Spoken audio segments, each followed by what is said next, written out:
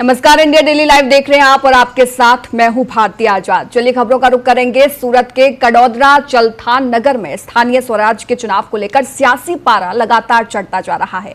नगर पालिका चुनाव में भारतीय जनता पार्टी ने पूरी ताकत झोंक दी है और संगठन स्तर पर लगातार बैठकों और जनसंपर्क अभियानों के जरिए अपनी स्थिति मजबूत करने में जुटी है। बीजेपी जिला महामंत्री अंकुर देसाई ने सभी 28 सीटों पर जीत हासिल करने का दावा करते हुए कार्यकर्ताओं में जोश भर दिया है।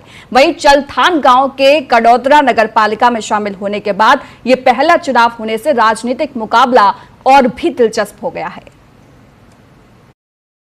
कडोदरा चलथान नगर पालिका विस्तार बाद જ્યારે 26 તારીખે પ્રથમવાર कडोदरा नगर पालिका ચૂંટણી યોજાવાની છે ત્યારે કચ્છ કડવા પાટીદાર સમાજ ભવન ખાતે આજરોજ સમસ્ત પાટીદાર સમાજના યુવાઓ, વડીલો, માતા બહેનો મોટી સંખ્યામાં ઉપસ્થિત રહ્યા અને વોર્ડ નંબર 2 અને 3 ના ઉમેદવારો સાથે એક મોટી સંખ્યામાં યુવાનો સાથે પ્રચાર કાર્ય કર્યો અને ચોક્કસ 28 તારીખે कडोदरा ચલથાણ નગરપાલિકામાં 28 થી 28 બેઠકો પર ભારતીય જનતા પાર્ટી વિજય થવાની છે એ નિશ્ચિત છે।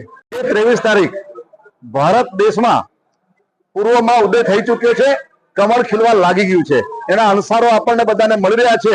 એટલે હવે પછી 28 તારીખે તો પશ્ચિમમાં કમળનો દબદબો હશે એ આજથી સુનિશ્ચિત થઈ ચૂક્યું છે અને આખા ગુજરાતમાં પંચાયતના રાજના ઉદયમાં